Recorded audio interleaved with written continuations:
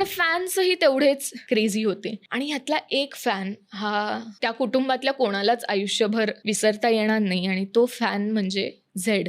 कोर्टाचे proceedings वगैरे ह्या सगळ्यामध्ये त्या व्यक्तीचं नाव झेड असंच म्हणण्यात आलेलं आहे. त्याचं खरं नाव काय आहे, तिचं खरं नाव काय आहे, जेंडर काय आहे, हे काहीच माहिती नाही. ह्या झेडचं आणि सोहेबचं खूपच म्हणजे नातं म्हणतो तसं, हे फॅन आणि एक चाहता आणि त्यातला जो आवडतोय तो, याच्यापेक्षा थोडं जास्त क्रिपी होतं. आणि हे अंजूला खूप आधीपासून खटकत होतं.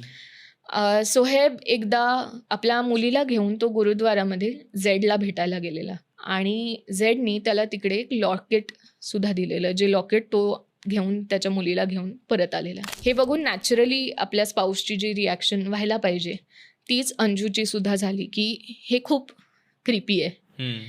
असं रॅन्डम माणूस तुला एक लॉकेट देईल आणि ते तू घालशील. तर रॅन्डम माणसाला भेटायला तू आपल्या लहान मुलीसोबत जाशील, हेच किती मूर्खपणाचं आहे. आणि मान्य आहे की त्याला त्यावेळेला ते चाहते आणि हे सगळं हवं होतं, फेम हवं होतं, त्याची नवीन बाजू दिसत होती. कदाचित अंजूमध्ये थोडी जेलसी त्याला वाटत होती, पण कुठच्याच स्टँडर्डनी हे वागणं नॉर्मल नव्हतं.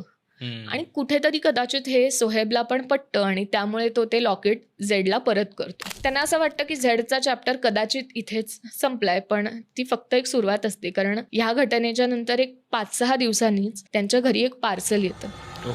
ते पार्सल अनॉनिमस असतं, पण उघडल्यावर तेच झेडचं लॉकेट त्याच्या आत ठेवलेलं असतं. आणि नुसतं लॉकेट नसतं, तर रक्ताने माखलेलं लॉकेट असतं. बापरे बापरे. आणि त्याच्याबरोबर लिहिलेलं असतं की आता ह्याच्यावर माझा खून आहे, so you have to take it. देवा, काय लेवलचा क्रिपी स्टॉकर आहे हा.